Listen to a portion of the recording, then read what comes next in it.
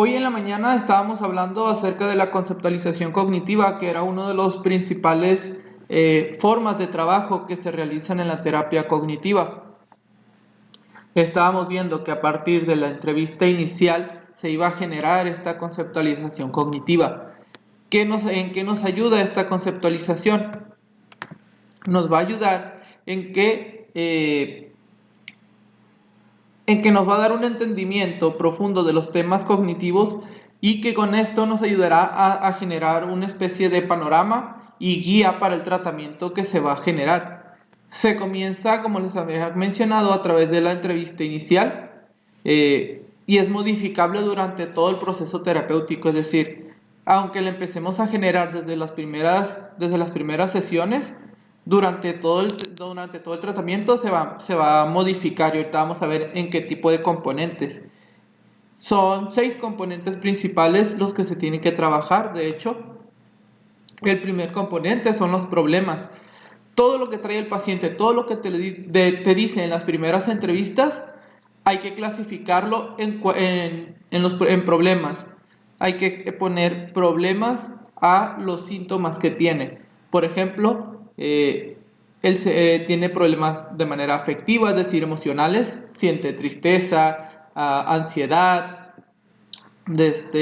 miedo, todo lo que tenga que ver con lo emocional, lo vamos a ir poniendo de esta manera. También están los cognitivos.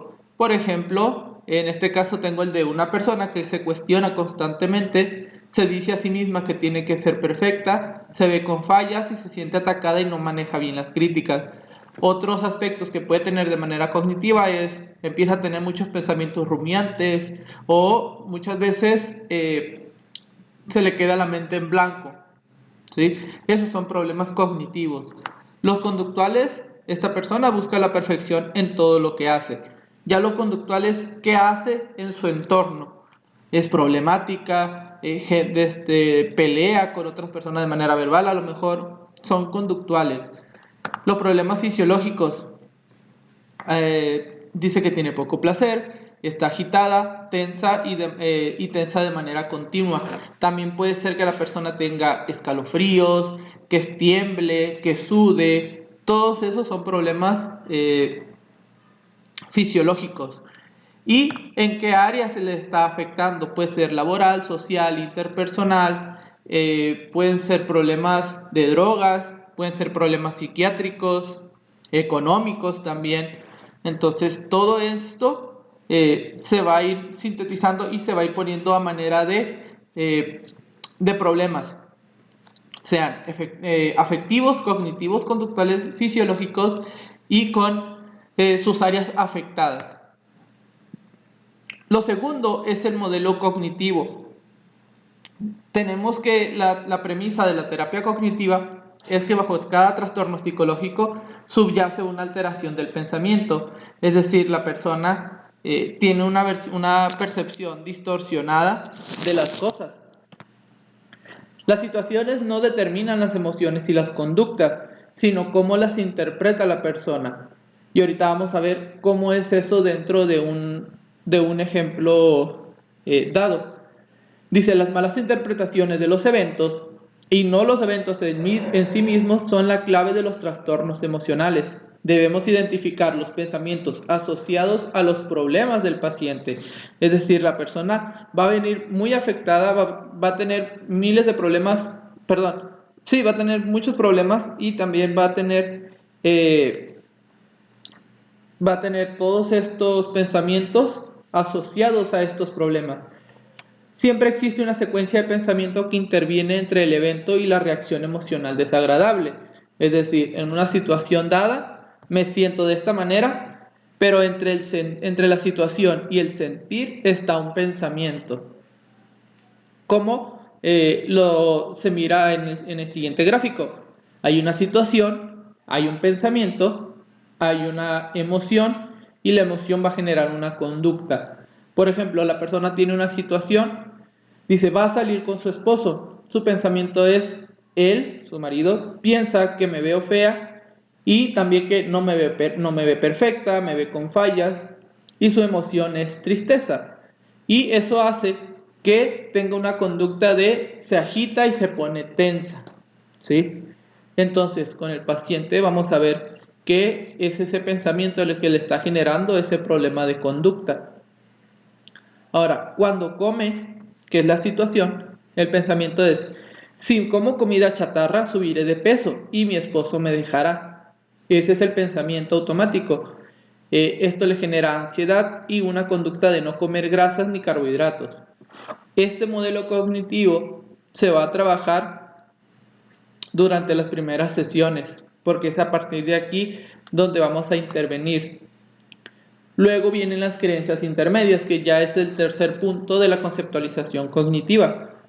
En este, cada persona interpreta de manera distinta. Es decir, ¿de dónde vienen estos pensamientos? ¿De dónde viene esto de que su esposo la va a dejar? ¿Sí? ¿De dónde viene esto de que, lo decía, de que no la ve perfecta y entonces se ve ella misma con fallas? ¿Sí? Cada persona tiene un conjunto de reglas, de fórmulas mentales que guían el reaccionar ante situaciones específicas. Entonces, ¿cómo es esto? Bueno, los gestálticos le llaman los que son los introyectos, son reglas que guían a la persona a desarrollarse en su entorno. Ahora bien, ¿cómo se originan estas creencias intermedias? Porque al final de cuentas, de algún lado las tiene que sacar. Entonces, decimos que las personas, o bueno, en su infancia las personas trabajan como niños científicos. Es decir, observan, generan una hipótesis, las ponen a prueba, checan que sean válidas y con esto forman generalizaciones, porque al final de cuentas todo lo que vamos aprendiendo lo tenemos que utilizar en otros lados. De no ser así, tendríamos que estar aprendiendo constantemente, entonces las cosas no funcionan así. La persona quiere hacerlo lo más rápido posible y poder lo que aprendí aquí, utilizarlo acá, acá y acá.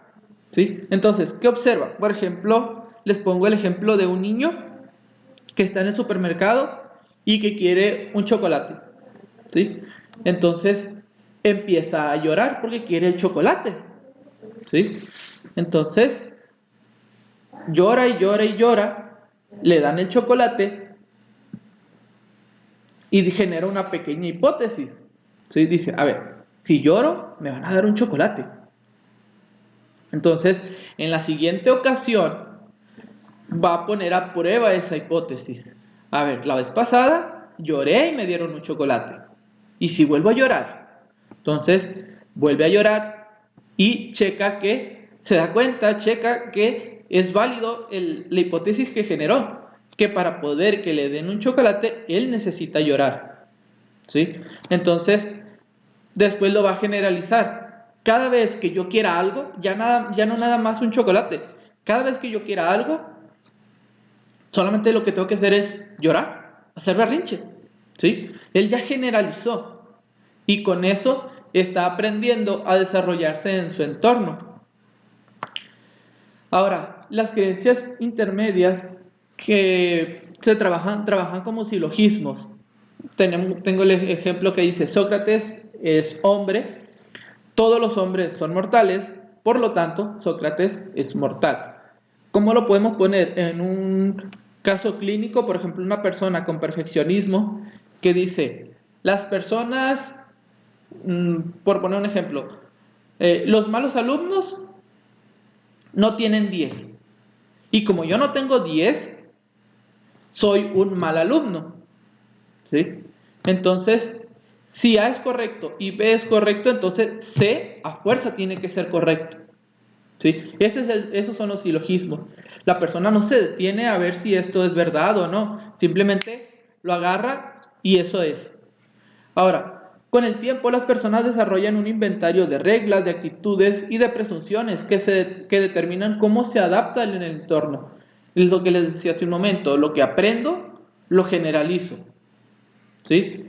A lo mejor, si en la primaria tenía que sacar siempre 10, esto va a tener que ser así en la secundaria, en la prepa y en la universidad. ¿Sí? Lo generalizo para evitarme problemas o para estar aprendiendo constantemente. Ahora, estas reglas son como un código mental y sirven para guiar nuestras acciones y evaluarnos. No solamente nos evaluamos a nosotros mismos, sino que también empezamos a evaluar a los demás en función de esas reglas. Por ejemplo, tengo que ser agradable, tengo que ser una buena persona o tengo que ser accesible para los demás para poder ser aceptado, ¿sí? Entonces estoy evaluando a los otros siempre para ver si las reglas se están cumpliendo. ¿Cuáles son sus características principales? Primero, se forman en la infancia. Por eso Beck dice que las creencias intermedias son actitudes infantilizadas, ¿sí? Porque es en la infancia cuando se empiezan a adquirir. Se derivan de experiencias concretas y son incorporadas a través de observación de la conducta de otras personas o de la propia experiencia. Muchas veces no es necesario una persona en su propia experiencia, para aprender. Por ejemplo, tú no te pones en medio de una carretera o no tuviste un accidente de que te atropelló un microbús, te atropelló un auto, para saber que no te debes de poner en medio de una carretera porque vas a ser atropellado y puedes morir, ¿sí?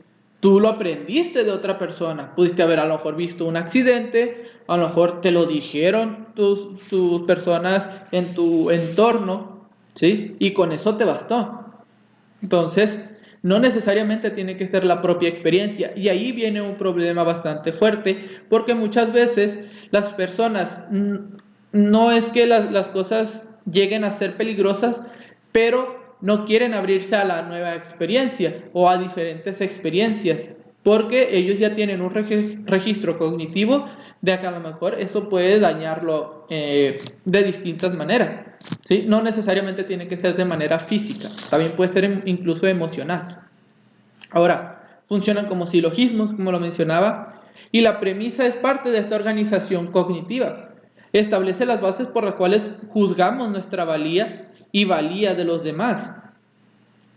Dictan el cómo conseguimos objetivos. Siempre que estamos siguiendo estas creencias intermedias, estamos consiguiendo algo. Aunque sea malo para uno mismo, por decirlo de alguna manera, estamos consiguiendo algo. Por ejemplo, aquella persona que es fóbica a los perros y se aleja de ellos, aunque eso le genere malestar porque dice, es que es un perro chihuahua y no hacen nada los perritos, ¿sí? Y aún así no me puedo acercar. Sin embargo, cuando esa persona se aleja, la ansiedad baja, ¿sí? Esa es su ganancia. Por eso lo va a continuar haciendo. Esa persona no se quiere sentir mal. Entonces consigue su objetivo. No es precisamente el que ella quisiera, pero sí en el que ese momento le funciona. Ahora, estas reglas y silogismos ayudan a explicar conductas ilógicas e impredecibles, así como reacciones emocionales anormales. Incluso cuando las reglas se desvían de la realidad o son aplicadas de manera excesiva, es probable que produzcan problemas interpersonales y psicológicos. Muchas veces pueden resultar incluso lógicas las creencias, sin embargo,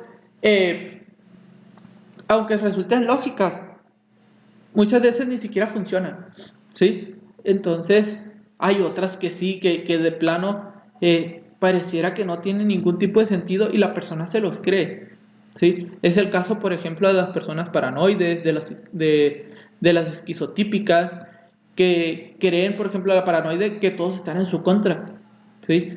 Entonces, no hay nada en el entorno que te diga que eso pase y aún así esa persona tiene esas reglas tan interiorizadas que se lo cree, ¿sí? Entonces, también podemos decir que las creencias intermedias eran adaptativas cuando eras niño, ¿sí? Cuando eras pequeño te funcionaba, cumplían cierta función, pero cuando eres adulto, estas te empiezan a generar malestar, ¿sí? Entonces, a partir de ahí, pues ya de adulto no funcionan. Tienes que ir cambiando o tienes que flexibilizar esas reglas. ¿Qué pasa cuando no se flexibilizan? La persona se vuelve muy rígida en su pensamiento. Y no es no y ahí se va a quedar. Ahora bien, vamos a ver la diferencia entre pensamientos automáticos y las creencias intermedias. Lo que tengo aquí es el modelo cognitivo que les había enseñado anteriormente y que están sus pensamientos automáticos. Les decía, los pensamientos automáticos son esos pensamientos que llegan así, de primeras, que las personas no se detienen a evaluarlos, sino que simplemente les llegan y los toman en automático y no se van a detener a juzgar o a evaluar para ver si son verdad o incluso no son del todo ciertas. ¿Qué pasa? Que tenemos que enseñarle al paciente este modelo cognitivo de situación, pensamiento, emoción y conducta. Aquí yo tengo que su pensamiento era, él piensa, el marido piensa que me veo fea. Otro pensamiento, no me veo perfecta o no me ve perfecta, me ve con fallas. Otro es, si como comida chatarra, subiré de peso y mi esposo me dejará. ¿Sí? Esos son los pensamientos que se le vienen a la mente. Ahora, ¿cuáles son las creencias intermedias que subyacen, que están abajo de ese pensamiento? Bueno, aunque aquí los tengo arriba. Es, yo quiero ser perfecta y me es frustrante cuando no lo soy. ¿Sí? Otra, si me ve fea, no me ve perfecta, entonces me ve con fallas. Si subo de peso, mi esposo me dejaría por otra. O soy perfecta o no soy nada. ¿Sí? Si se fijan, son reglas, son presunciones de que si no pasa esto, o si pasa esto, va a pasar lo otro. ¿Sí? Entonces, si subo de peso, me va a dejar por otra. Entonces, para que no se activen estas creencias intermedias, se generan los pensamientos automáticos y van a generar una conducta que las contrarreste para que la regla se esté cumpliendo.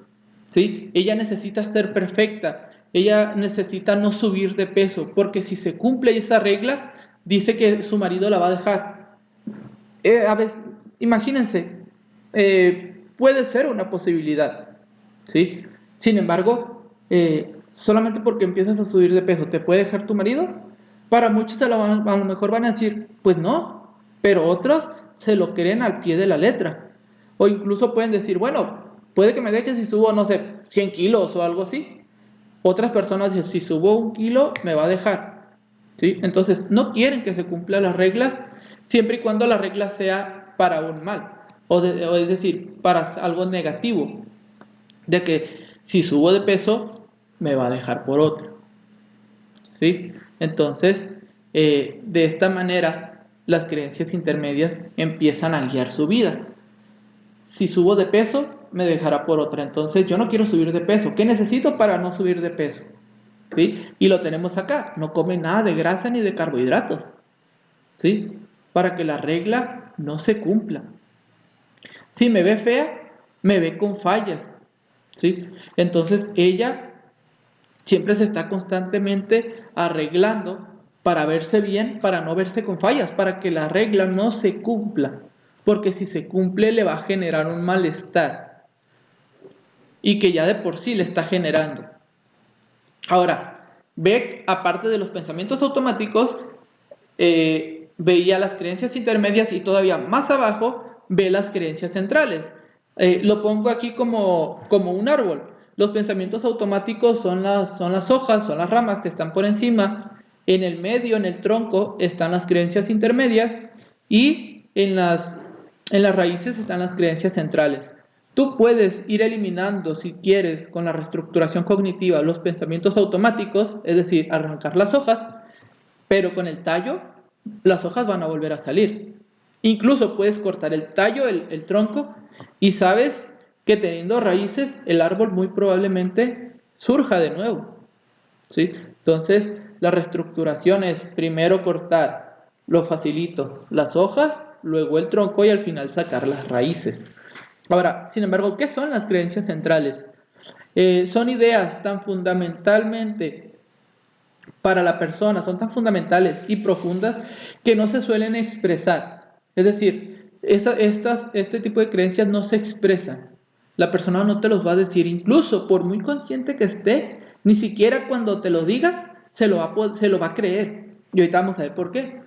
Ni siquiera ante uno mismo. Dice, ¿cómo voy a ser, por ejemplo, no voy a ser amado? ¿Sí? No soy amado. No, sí lo soy. Sin embargo, cuando están las situaciones dadas, esta regla está ahí, entonces está metida y no te la va a expresar. Son consideradas por las personas como verdades absolutas. En el momento, en la situación en que se empiezan a activar, es una verdad absoluta para la persona. ¿Sí? Por eso muchas veces en la entrevista cara a cara, es decir, en la sesión, difícilmente podemos sacarlas. Para eso están los autorregistros. Porque muchas veces es después de la situación que la persona está un poco más consciente de que la regla o de las creencias centrales están ahí y están guiando su vida. Ahora dice, son globales, rígidas y se generalizan en exceso. Es decir, es un contrato, es una especie como de contrato de que está ahí y no lo vas a quitar. ¿Sí? Lo hacen casi ley, por decirlo de alguna manera. Incluso pueden ser positivas o negativas. Las reglas, los pensamientos automáticos, las creencias centrales y creencias intermedias pueden ser tanto positivas como negativas. Simplemente son formas de comprender nuestro entorno y poder desarrollarnos en nuestro mundo. ¿Sí? El problema es cuando esas reglas y esas creencias intermedias se vuelven tan rígidas que al momento de romperse la persona le genera mucho malestar psicológico. Las creencias centrales pueden estar activadas o desactivadas. Se activan en el momento, ¿sí? Y se desactivan. Por ejemplo, una persona que dice que es un mal estudiante, puede que se active solamente estando en la escuela, por ejemplo, ¿sí? O en una situación concreta, por ejemplo, una persona con fobia social, se activan sus creencias solamente cuando va a hablar con otra persona, porque mientras, como si nada, ¿sí? Cuando se activa la creencia, la persona interpreta las situaciones a través de esa creencia, aun cuando la interpretación sea completamente falsa, ¿sí? Puede que incluso no tenga incluso a veces sentido, porque puede llegar a pasar, y la persona se lo va a creer, ¿sí? Entonces, hace que las personas centren su atención selectivamente solamente en esa información que le confirma su creencia central, dejando de lado y despreciando la información que lo contradice. Por ejemplo, una persona con fobia a los perros, por ejemplo, que era el ejemplo que estaba en la mañana, decimos, ok, ¿tienes un perro? Es, no sé, ¿qué les gusta? Un schnauzer, por ejemplo, y tú dices, bueno, a mí me causan terror los perros, ¿sí? Su creencia intermedia es, por ejemplo, soy vulnerable, ¿sí? Es su creencia central, soy vulnerable. Cuando yo estoy ante ese perro, podemos poner que hay información negativa. ¿Cuál? Es un perro que puede morder, ¿sí? Y esa va a entrar a tu esquema cognitivo. Te lo vas a empezar a tragar. Es un perro y muerden. Y la información positiva como la de está amarrado, lo tiene una familia agarrado fuertemente, es un perro que no es agresivo. Toda esa información a la persona le vale cacahuate, ¿sí? Esa persona no se pone a registrar esa información, esa la deja de lado. No me interesa. No me interesa que lo tengan amarrado, no me interesa que sea un perro noble, no me interesa que esté a 20 metros de distancia, ¿sí? No me interesa. Me interesa que es un perro y que muerde y que soy vulnerable. Eso es lo importante, ¿sí? Entonces, incluso a personas que no pueden incluso mirar una fotografía y dices tú, pero es una fotografía, es un perro y muerde. Fin del asunto, ¿sí? Entonces, eh, de esta manera la creencia se va perpetuando, ¿sí? Y como la persona nunca entra en el realmente ver si el perro es peligroso o no, la persona se va a alejar, no le va a interesar, siempre va a estar buscando la información que le confirme que el perro es peligroso. Ahora, ¿cómo funcionan estas creencias centrales? Beck hablaba de la tríada cognitiva, que dice que el concepto de la tríada cognitiva es que hay un concepto negativo del self, de mí mismo, del futuro y y del mundo o de la experiencia que esté. Por ejemplo, tengo aquí en el gráfico que dice, las cosas son malas porque yo soy malo, ¿sí? Soy yo. Eh, Haga lo que haga, fracasaré al futuro, como si tuviéramos una bolita de cristal, una distorsión cognitiva que le decimos bolita de cristal, porque es como estar leyendo estar adivinando el futuro. Yo ya sé lo que va a pasar, ¿sí? Pasa por la calle un conocido y no me saluda, ya no me habla, le caigo mal, porque ya no me quiso hablar, ¿sí? Lectura de mente, le lee la mente a la otra persona, ¿sí? Entonces, ¿qué otra? Todo ha sido siempre malo, ¿sí? En su entorno. O todas las personas siempre son malas. Todos los maestros, siempre me traen de bajada, ¿sí? En su entorno. Entonces, se empieza a perpetuar. Si yo soy mal estudiante y los maestros me traen de bajada, el futuro está jodido. Y se empieza a perpetuar, se empieza a perpetuar, se perpetúa la triada cognitiva. Ahora, ¿cuáles son creencias centrales de esta paciente? La creencia central era que es defectuosa, que no es suficientemente buena y me quedaré sola. Muchas veces Judith Beck habla de que las creencias centrales las podemos dividir en dos partes o en dos tipos, que son miedo al desamparo y miedo o la imposibilidad del ser amado, ¿sí? Si esta persona me deja, eh, ya no soy una persona amada, por ejemplo. O al desamparo, si esta persona me deja, voy a estar sola el resto de mi vida, ¿sí? Son dos partes distintas. Las creencias centrales pueden tener miedo al desamparo, miedo a la imposibilidad del ser amado, o puede que estén las dos juntas. Es decir, si me quedo sola, ya no seré amada y quedaré desamparada, ¿sí? Entonces, cuando se trabaja las creencias centrales, hay que determinar hacia dónde están, porque a partir de ahí también vamos a hacer una intervención. Ahora bien, tengo el mismo modelo cognitivo del principio, quité algunas creencias intermedias, pero dejamos las creencias centrales y vamos viendo cómo un nivel tras otro se van desarrollando. Pensamiento. El marido piensa, perdón, su marido piensa que se ve fea o no me ve perfecta y me ve con fallas, ¿sí? ¿Cuáles son sus creencias intermedias? Si me deprimo, no soy perfecta. Si no me ve fea, no me ve perfecta, me ve con fallas, ¿sí? Si estas reglas no se cumplen, entonces ella está diciendo que es defectuosa, que no es lo suficientemente buena y se quedará sola, ¿sí?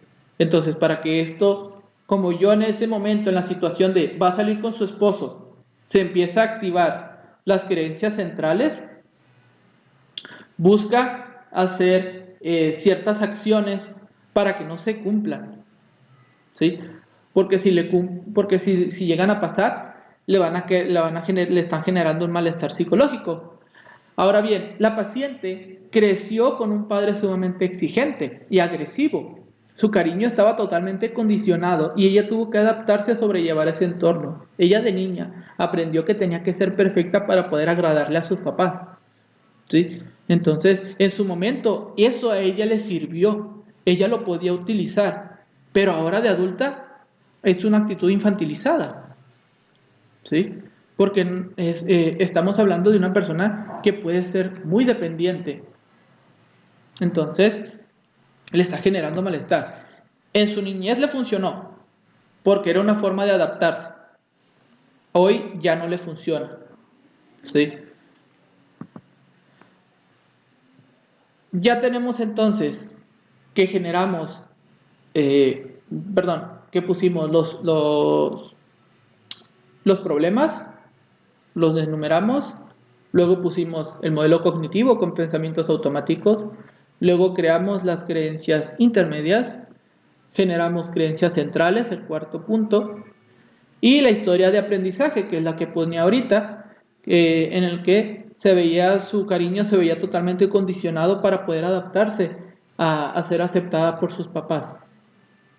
Entonces, todo esto lo pudo haber aprendido y lo dejó ahí. Muchas de las cosas que aprendemos ahí quedan, ¿sí? Y no se llegan a activar. O las condiciones dadas no sirven para que se active un malestar psicológico fuerte. Entonces, ¿qué pasa? Que hay un precipitante, un desencadenante que empieza a desarrollar esta parte, ¿sí? Una persona con ansiedad, por ejemplo, puede que haya tenido un precipitante. Puede que lo haya tenido a los 15, a los 20 años, a los 30. Hay que ver su historia de vida. Puede que una persona con depresión se active a los 25, a los 30, a los 40, a los 50, a los 60. ¿Sí? Va a depender de su historia de vida. ¿Cuál es el precipitante de esta persona? Dejó de trabajar.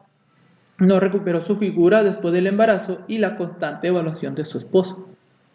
¿Sí? A partir de ese momento ella empezó a generar estas creencias, que ella ya las tenía.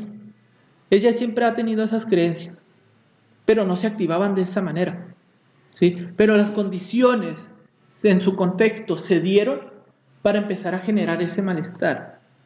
Por ejemplo, una persona con 25 años puede perder su trabajo y decir, bueno, perdí mi trabajo, necesito hacer algo para agarrar otro. No sé, ahorita me voy de chalán con un amigo y me pongo a ayudarle en la albañilería mientras agarro a lo mejor un trabajo más decente, o, perdón, sí, un trabajo que remunere más, no decente, que remunere más, ¿sí? O sé mecánica, puedo irme con un mecánico aquí, o poner mi taller, o cualquier cosa, ¿no? Y la persona empieza. O me voy de taxista, de Uber. Pero imagínate que la persona tiene 60 años y pierde su trabajo. Puede que caiga en una depresión, porque no es lo mismo perder un trabajo a los 25 que perder un trabajo a los 60. Y a los 60, ¿quién te va a contratar? ¿Qué voy a hacer a los 60 años? Ya lo he aprendido y no sé más. ¿Sí?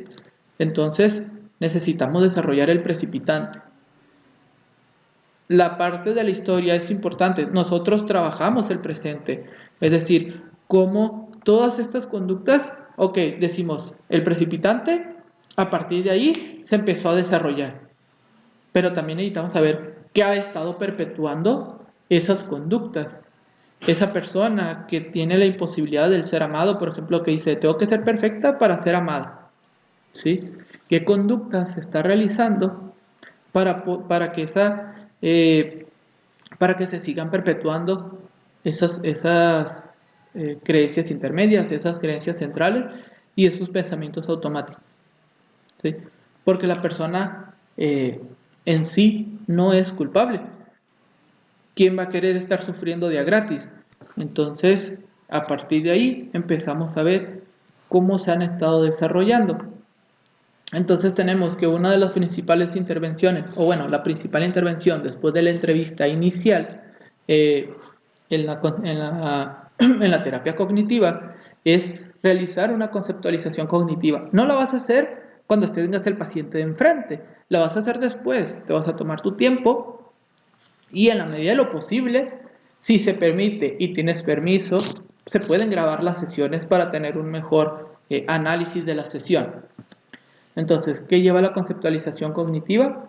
Una lista de problemas, el modelo cognitivo, las creencias intermedias, creencias centrales, la historia de aprendizaje y el precipitante o desencadenante. A partir de ahí vas a poder desarrollar un tratamiento y sobre todo el siguiente paso es generar objetivos. Estos objetivos se van a trabajar con ayuda de la lista de problemas que hiciste, por eso es importante la conceptualización.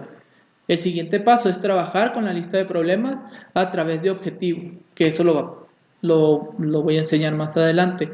Con esta lista de objetivos tú vas a poder estructurar sesión por sesión para poder llevar una estructura organizada en tus intervenciones cognitivas.